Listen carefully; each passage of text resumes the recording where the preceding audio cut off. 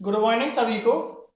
हम लोग पढ़ रहे हैं क्लास 10th का मैथ, जिसमें कल तक 3.5 का तीसरा सवाल हो गया था। आज आगे स्टार्ट करते हैं। जो चौथा सवाल है उसमें निम्न समस्याओं में रैखिक समीकरणों के युग्म बनाइए और उनके हल किसी बीजगणितीय विधि से हल कीजिए। यहाँ पे आपको उसने कहा है कि किसी भी बीजगणितीय विधि से हल कीजिए। कोष्टक में दिया है वहीं पे यदि उनका अस्तित्व हो। उसने ये भी कहा है कि यदि इनका अस्तित्व हो तो आप बीजगणितीय विधि से हल कीजिए।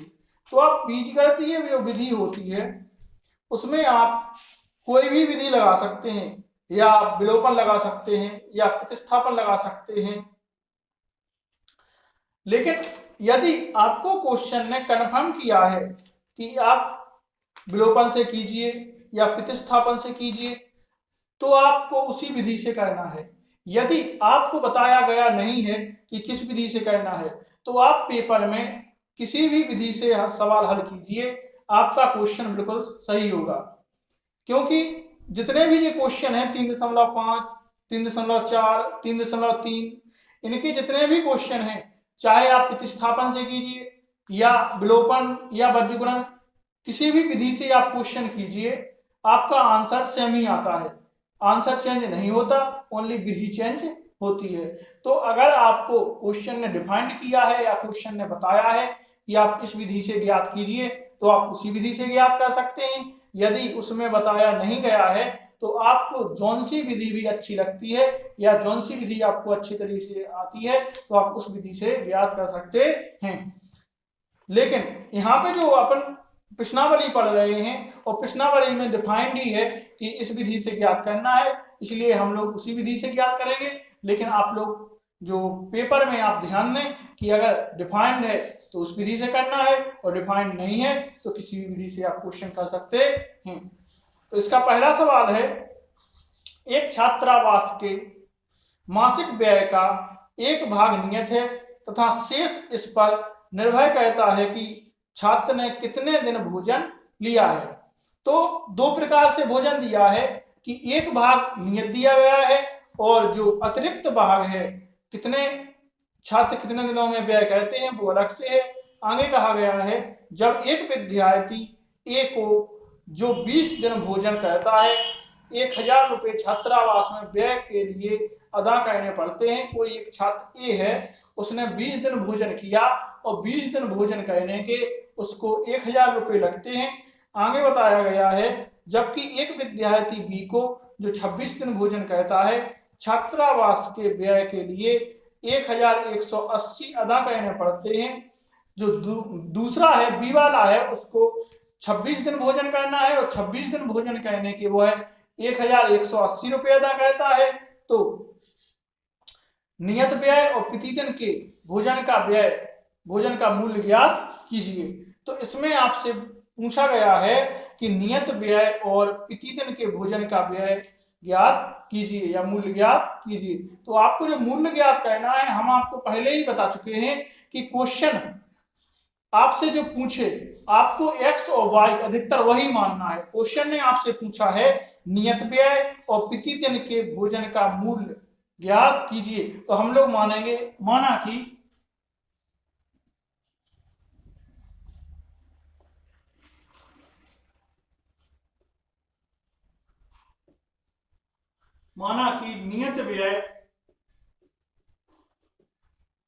नियत व्यय x है।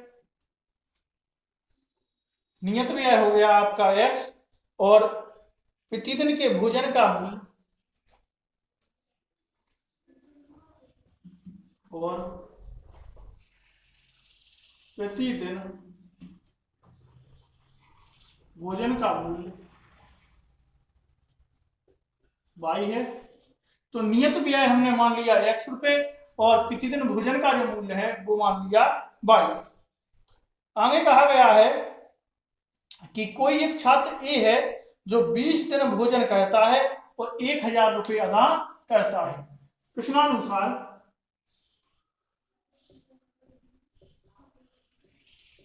प्रश्नानुसार देखते हैं। प्रश्नानुसार में आपसे उसने कहा है कि जो कोई छात्र ए है वो 20 दिन भोजन करता है और 1000 रुपये अदा करता है, तो उसको भोजन करना है 20 दिन। यदि वह 20 दिन भोजन करेगा तो आपको एक बात ये मान के चलनी है कि जो नियत व्यय रहेगा, कुछ नियत व्यय है वो तो रहेगा ही उतना ही, क्योंकि वो तो नियत है, बिल्कुल सेम टू सेम तो लगना ही है। कितने भी दिन कोई भोजन करे उस पर वो आपका टैक्स लगना ही है। या जैसे आप मान सकते हैं कि आप किसी होटल में जाते हैं या कहीं पे भी जाते हैं तो उसके अंदर जाने की फीस आपकी 500 रुपये है, आपकी एंट्री फीस 500 रुपये है। अब उसके अंदर आप जाके चाहे 100 रुपये का भोजन करें या आप 20 रुपये का भोजन करें, माने कितने रुपए का ही भोजन करें, आपको वो 500 रुपये अदा करने ही पड़ेंगे। फिर आप अंदर जाएंगे, अंदर जाने के बाद आपको जितने का आप भोजन करेंगे उतने रुपए आपको एक्स्ट्रा देने पड़ेंगे। लेकिन वहां पे आप ये नहीं कह सकते कि आप हम सब अंदर गए और अंदर से हम खाली आ गए, मैंने अंदर कुछ भी नहीं खाया, तो भी आपको 500 रुपये देना पड़ेंगे। इसी प्रकार से यहाँ पे इसने कहा है कि जो नियत व्यय है वो नियत व्यय x है, वो तो सब पे लगना ही है। तो यहाँ पे हम मान लेंगे x नियत व्यय है, जो x है, जो प्रतिदिन भोजन का मूल्य है वो है y, लेकिन उसने भोजन कितने दिन किया, उसने भोजन किया 20 दिन, तो प्लस हो जाएगा 20y बराबर उसने 1000 रुपये वहां पे दिए। बात समझ में आई? माने उसने जो कहा है, यहीं पर जो बात यहाँ पर चल रही थी कि किसी होटल के अंदर जाने पर जितने आप भोजन करेंगे उसके हिसाब से आपको पैसे देने पड़ेंगे। तो यहाँ पे उसने 20 दिन भोजन किया, तो 20 दिन का माने अतिरिक्त व्यय जो है, जो प्रतिदिन का भोजन है वो y था, तो 20 दिन भोजन किए उसमें y का गुणा किया बराबर इन दोनों को अगर जोड़ेंगे तो उसने पूरा रुपया कितना दिया, 1000 रुपये दिया। तो इसको समीकरण मान लेंगे 1। आगे देखते हैं, आगे उसने कहा कि कोई पुनः प्रश्नानुसार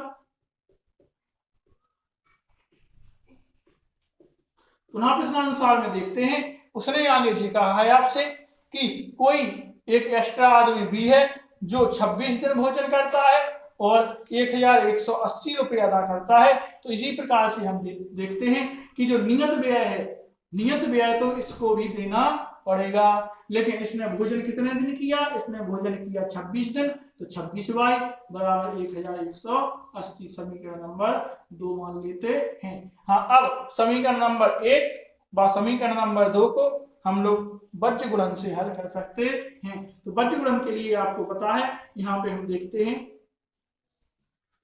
समीकरण 1 व 2 से या 1 व 2 की तुलना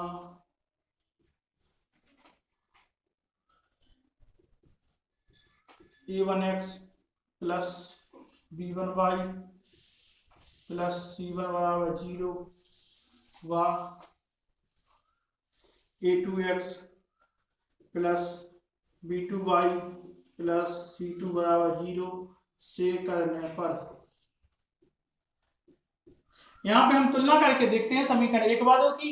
तो समीकरण 1 व 2 की इसमें तुलना करेंगे तो यहाँ पे समीकरण 1 है जो बनेगा x प्लस 20y माइनस 1000 बराबर 0, और जो b1 जो दूसरा समीकरण बनेगा वो है x प्लस 26y माइनस 1180 बराबर 0। जिस समीकरण 2 प्राप्त हो गए, इसमें हम लोग a b c के मान देख सकते हैं। तो यहाँ a1 बराबर मान होगा आपका 1 और b1 बराबर मान होगा आपका 20 और c1 बराबर आपका मान होगा माइनस 1000 रुपये, क्योंकि समीकरण 1 से लेते हैं। a1 का मान जी कहलाएगा, b1 का यहाँ पे और c1 का यहाँ पे, तो मान जी कहलाएगा। जो a2 का मान है वो नीचे वाले समीकरण से मानेंगे, नीचे वाले समीकरण में सबसे पहले x है तो वहाँ पे मान 1 माना जाएगा, और आगे b2 बराबर आपका यहाँ पे 26 है तो 26 और c2 बराबर आपका यहाँ पे माइनस 1180 रुपये है, तो जी माने जाएंगे। अब हमें x और y वाले फॉर्मूला पता ही है, उससे हम लोग x और y वाले फॉर्मूले से हम लोग इसका मान निकाल सकते हैं, और x और y दोनों की मान हम यहाँ पे निकाल सकते हैं। हमने आपको जो x और y वाले फॉर्मूले हैं वो हमने बता दिए हैं कि पेज नंबर मैथ में 65 माने 63 पेज नंबर पे यदि आप देखेंगे तो आपको जी यहाँ पे मिल जाएंगे। 63 पेज नंबर पे सबसे नीचे जो है वो x बराबर आपको दिया गया है b1c2 माइनस b2c1 बटा a1a2 माइनस a2b1, और आगे अगले पेज पे सबसे ऊपर दिया गया है y बराबर c1a2 माइनस c2a1 बटा a1b2 माइनस a2b1। और एक और फॉर्मूला है इसी का जो 66 पेज नंबर 65 पेज नंबर पर दिया गया है, x बटा b1c2 माइनस b2c1 बराबर y बटा c1a2 माइनस c2a1 बराबर 1 बटा a1b2 माइनस a2b1। तो आप इन दो प्रकार के फॉर्मूले से किसी से भी कर सकते हैं, लेकिन हम लोग x बराबर फॉर्मूला लगाएंगे। तो यहाँ पे जो x बराबर बगल में लगा के देख लेते हैं। x बराबर फॉर्मूला है वो है b1c2 माइनस b2c1 बटा a1 b2 माइनस a2b1। इससे हम लोग करके देखते हैं।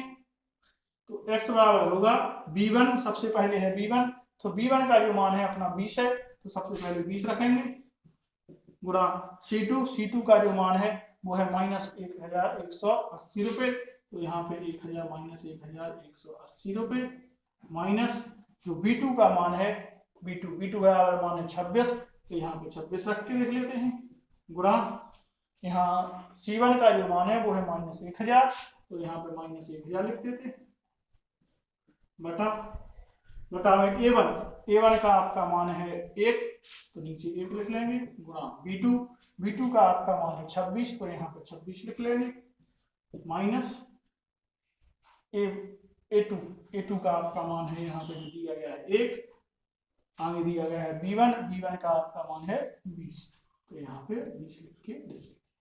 आगे x बराबर होगा 20 का गुणा इसमें कर देंगे, गुणा करेंगे तो माइनस में आएगा 0, 16, 3, 2। अब जो माइनस माइनस होगा प्लस, यहाँ पे ये घट जाएगा, तो कितना हो जाएगा 26 का गुणा 1000 में होगा, तो ये हो जाएगा 26,000। नीचे आपका 26 का गुणा 1 में होगा, तो यहाँ पे 26 ही आएगा, माइनस 1 का गुणा 20 में होगा, तो यहाँ पे 20 ही आएगा। यहाँ पे नीचे x बराबर होगा जो आपका 26,000 दिया गया है, उसमें से आप माइनस करेंगे, यहाँ पे एक और 0 आएगा, 23,600, तो आप 23,600 में से 26 माइनस करेंगे, तो आपका जो बचेगा वो है 00, यहाँ पे 4, यहाँ पे 4 हो जाएगा, तो 2, और बस आपका 2400 रुपये बचेगा माइनस का, माइनस प्लस का बचेगा, तो यहाँ पे आपका बचेगा 6 चौका 24, 00, तो x बराबर आपका जो मान है, x बराबर आपका मान निकल आएगा 400 रुपये। तो आपको जो x का मान है, x का मान प्राप्त हो गया है। अब हम लोग y का मान देखते हैं। y का मान जो देखने के लिए इसका आपका जो फॉर्मूला है वो है y बराबर होता है c1a2 माइनस a2c1, और y बराबर c1a2 माइनस c2a1 बटा नीचे का same to same b1 minus b2। इसमें मान रख के देखते हैं। y बराबर c1 का मान है माइनस 1000, तो यहाँ पे रख लेंगे माइनस 1000, गुणा e2 का जो मान है वो है 1, तो यहाँ पे रखेंगे 1, माइनस c2 का जो मान है आपका वो है 1180, गुणा e1 का मान है, e1 का मान आपका 1 बटे में आपके यहाँ पे 6 ही आ गए हैं लास्ट में, हम डायरेक्टली में 6 लिख सकते हैं। नीचे y बराबर होगा आपका, y बराबर 1000 का गुणा 1 में होगा तो माइनस 1000 ही होगा, और माइनस माइनस यहाँ पे प्लस होगा, मुझे 1180 है वो सेम रहेंगे, और नीचे आएगा 6, तो यहाँ पे 1180 में से आपका 1000 माइनस होगा, तो बचेगा आपका 180 बटा 6, 18 0। तो y बराबर जो आपका मान है, y बराबर मान निकल आया है 30। तो आप लोग नीचे लिख सकते हैं कि जो नियत किराया है वो है 400 रुपये, और जो प्रतिदिन मूल्य का किराया है वो है 30 रुपये। तो आपका ये सवाल चौथे का पहला सवाल हो गया है। आप लोग जल्दी से नोट करें इस सवाल को। अगला सवाल हम देखते हैं।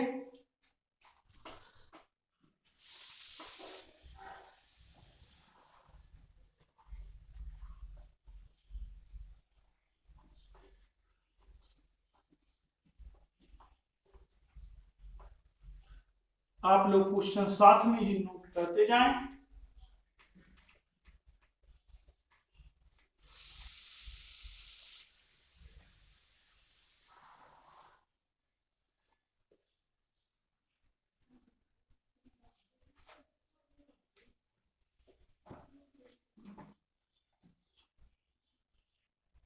चौथे का दूसरा सवाल है, देखते हैं 3.5।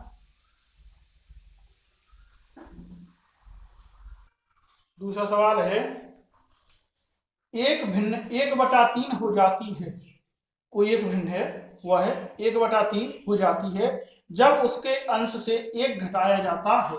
यदि किसी भिन्न के अंश से 1 घटा दें तो वह 1/3 हो जाती है, और वह 1/4 हो जाती है जब हर में 8 जोड़ दिया जाए। वह भिन्न ज्ञात कीजिए। भिन्न वाले सवाल हम लोग पहले ही पढ़ चुके हैं कि जितने भी भिन्न वाले सवाल होते हैं तो भिन्न में आपका जो अंश और हर दो चीज होती है।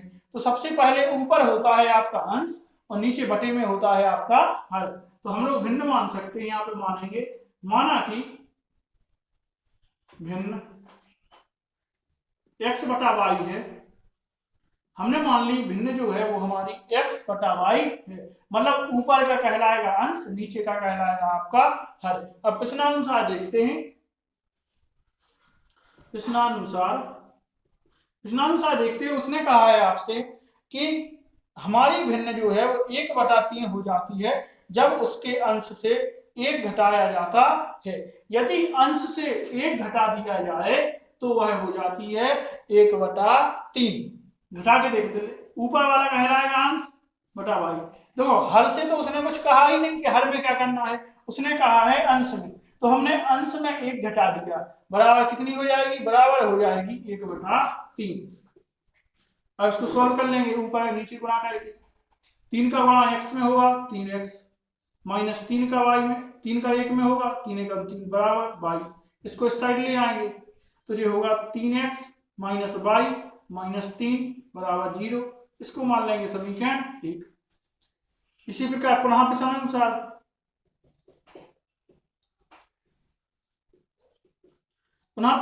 में उसने कहा है यदि वह 1/4 हो जाती है जब हर में 8 जोड़ दिया जाए। अब हर में जोड़ना है, हमारी भिन्न क्या थी, हमारी भिन्न थी x/y। x/y के हर में उसने जोड़ दिया 8, तो हर नीचे वाला कहलाएगा, इसमें जोड़ दिया 8 तो वह हो जाती है 1/4। बस तिर्यक गुणा कर लें। तिर्यक गुणा कहलाता है नीचे वाली संख्या का जब दोनों साइड बराबर में दो संख्याएं ऊपर नीचे दी गई हैं, बटे में दी गई हो, तो आप लोग इसको हल करने के लिए ऊपर वाली संख्या का गुणा नीचे वाले में और नीचे वाली संख्या का गुणा इस साइड ऊपर वाले में करते हैं, कैची टाइप गुणा, जिससे आपका सवाल सॉल्व हो जाता है। तो 4 का गुणा x में करेंगे तो 4x आएगा, और इस 1 का गुणा इसमें करेंगे तो बराबर y + 8 ही आएगा। 1 का गुणा y + 8 में करेंगे तो कुछ चेंज नहीं होगा। हम इस पूरे को इस साइड ले आएंगे तो 4x - y - 8 बराबर 0। इसे मान लेंगे समीकरण नंबर 2। अब समीकरण 1 व 2 की तुलना करने पर तो यहाँ पे लिख सकते हैं समीकरण 1 व 2 की तुलना a1x + b1y + c1 बराबर 0 तथा a2x + b2y + c2 बराबर 0 से करने पर, अब यहाँ पे हम तुलना करके देखते हैं। तो तुलना करने पर हमें पता चलता है कि जो समीकरण है हमारे बिल्कुल सही बने हैं। तो इसमें हम a b c के मान देख लेते हैं। तो a1 बराबर आपका मान होगा, a1 बराबर मान आएगा समीकरण 1 से, जो a1 बराबर मान है आपका 3, तो a1 बराबर यहाँ पे मान हो जाएगा 3। इसी प्रकार से b1 बराबर यहाँ पे -y है, तो b1 बराबर हो जाएगा, b1 बराबर आपको मान हो जाएगा -1। और इसी प्रकार से c1 बराबर देखते हैं तो c1 बराबर आपका मान हो जाएगा -3, तो यहाँ पे लिखते हैं c1 बराबर -3। इसी प्रकार से समीकरण 2 से देखते हैं। समीकरण 2 में a2 बराबर होगा आपका, a2 बराबर होगा 4 और b2 बराबर आपका मान होगा, b2 बराबर होगा 1 और c2 बराबर आपका होगा, c2 बराबर होगा -8।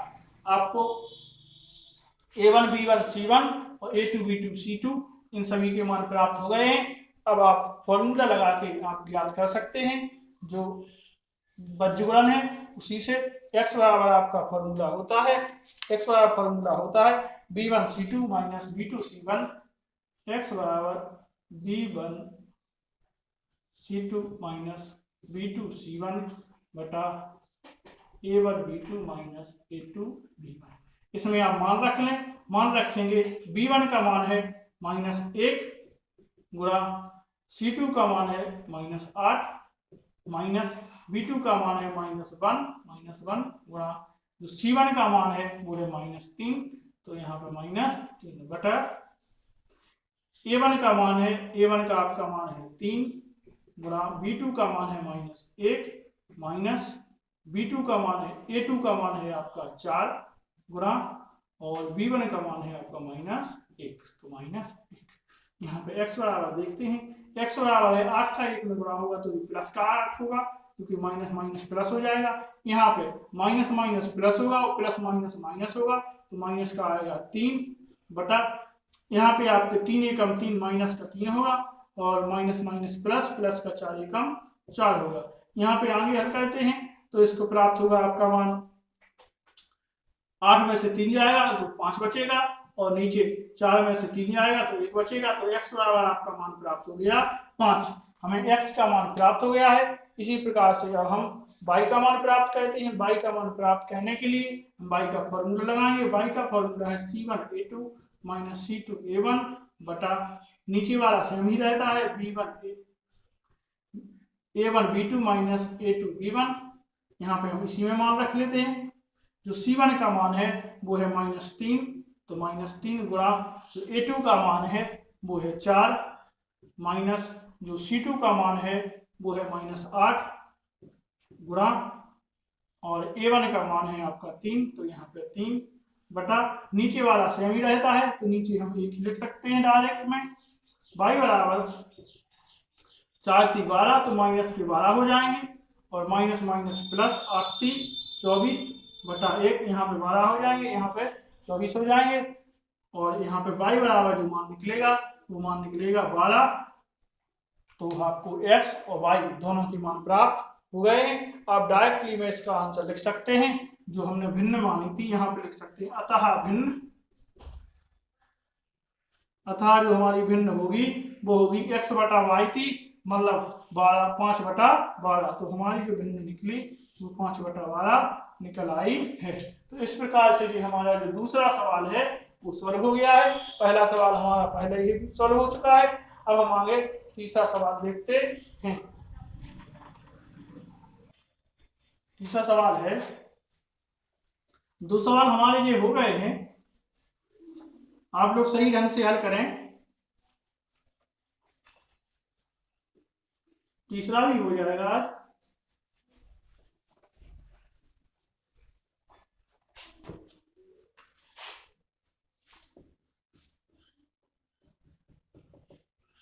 तीसरा सवाल है हमारा, वो है यश ने एक टेस्ट में 40 अंक अर्जित किए।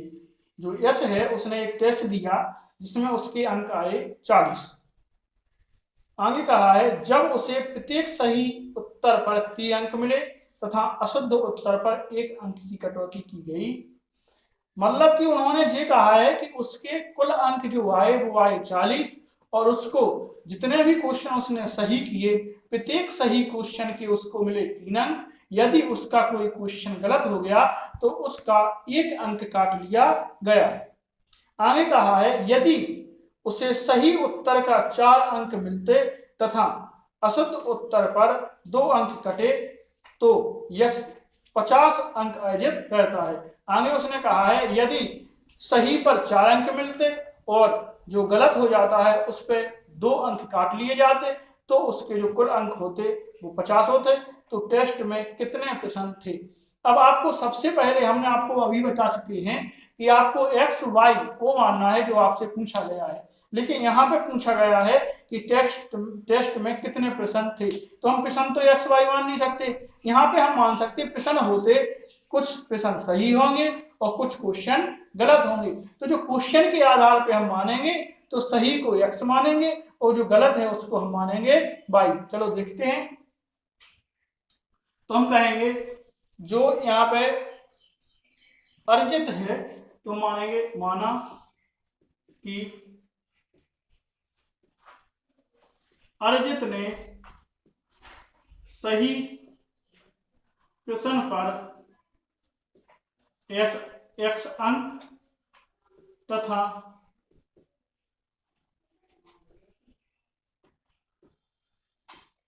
अशुद्ध पर y अंक अर्जित किया। उसने अर्जित है जो अंक अर्जित किया, यहाँ पे हम लिख सकते हैं प्राप्त किया, क्योंकि अर्जित तो वो है ही, तो उसने अंक भी अर्जित किए। तो यहाँ पे हम देख सकते हैं प्राप्त किए, हाँ, बाई अंक प्राप्ति काटे दिया अंक सही प्रश्न के लिए, ऐसा लिखते हैं। इसको हम इस प्रकार से लिखेंगे कि अर्जित ने सही प्रश्न पर x तथा अशुद्ध पर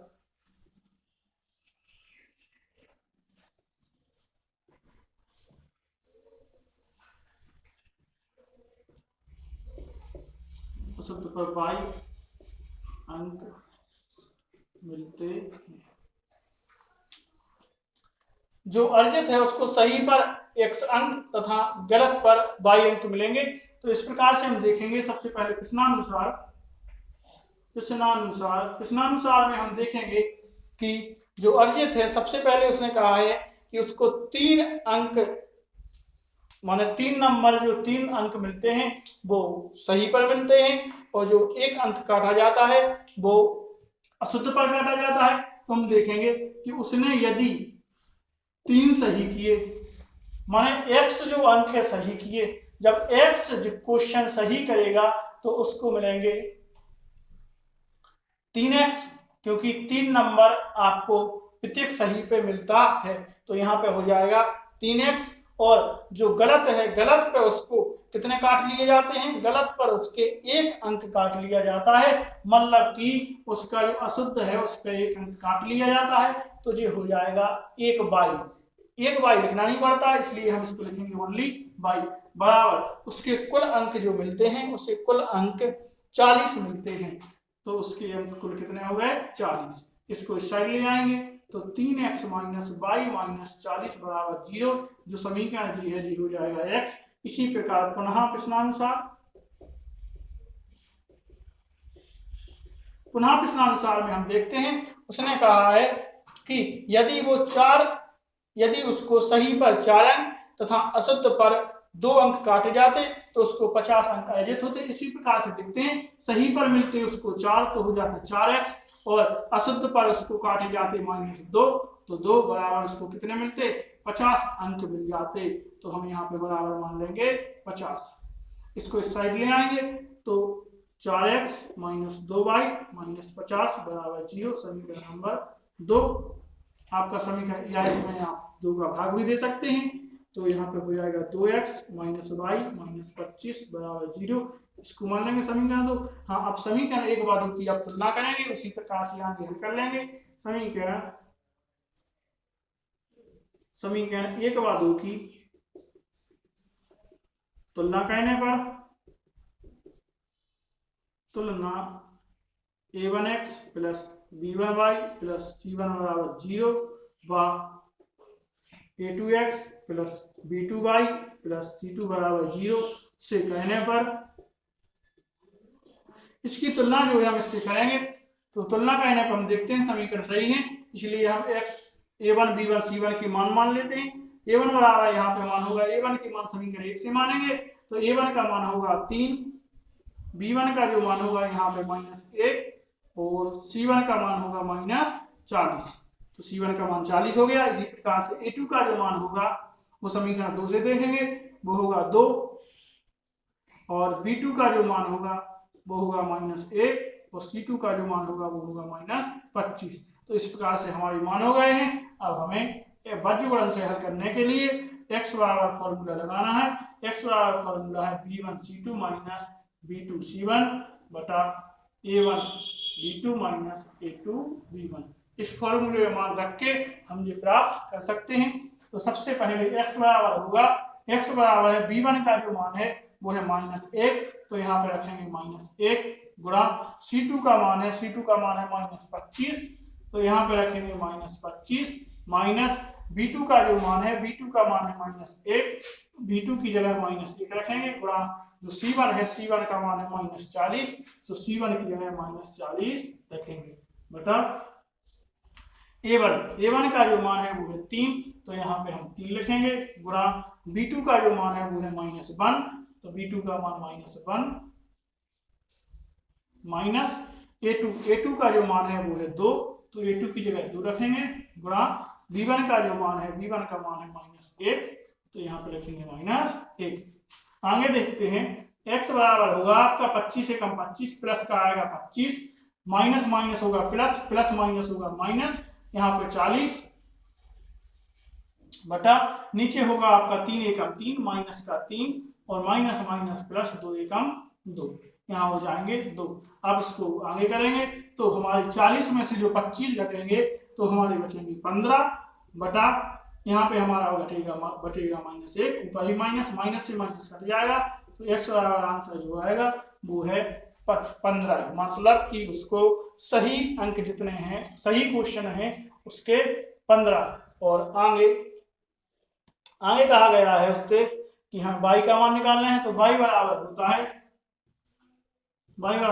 C1a2 माइनस C2a1 बटा नीचे का सेम ही रहता है,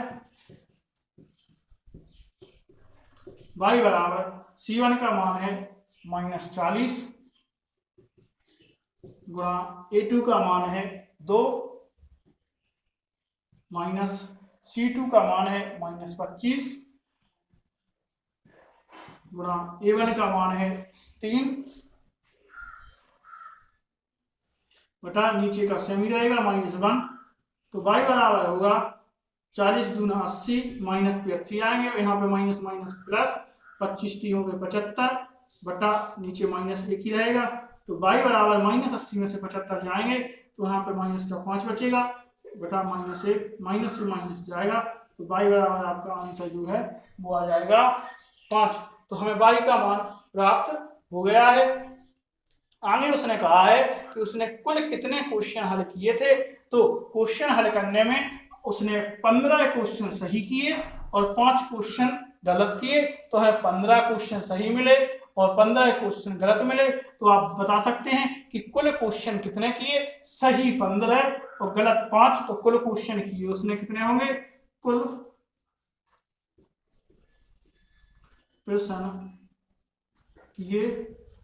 प्रश्न किए बराबर होंगे 15 प्लस 5 बराबर कितने 20। तो कुल क्वेश्चन उसने एक टेस्ट में 20 हल किए। आपका ये सवाल हो गया है। अब हमारी जो प्रश्नावली है 3.5 का जो हमारे सवाल हैं वो चौथा के 3 हो गए हैं। आगे 2 और कंटिन्यू करेंगे। आज के लिए इतना ही। आप लोग जो वीडियो है वो आप शेयर करें जिससे कि सबके पास पहुंचे, और यदि आपको किसी भी वीडियो में प्रॉब्लम आती है आप वीडियो बिल्कुल ढंग से देखें। यदि कहीं पे भी आपको प्रॉब्लम आती है तो आप हमारे व्हाट्सएप नंबर पर संपर्क कर सकते हैं। यदि और आपको कोई प्रॉब्लम और भी होती है तो आप कमेंट बॉक्स में भी हमें बता सकते हैं, हम आपकी परेशानी बिल्कुल सॉल्व करेंगे। और आप लोग जो हमारा वीडियो है प्रतिदिन सुबह 9 से 10 के बीच में अपलोड होता है, आप प्रतिदिन वीडियो देखें, हम आपका मैथ फुल करवाएंगे। आज के लिए इतना ही, कल फिर देखेंगे, कल आप लोगों से मिलेंगे। धन्यवाद।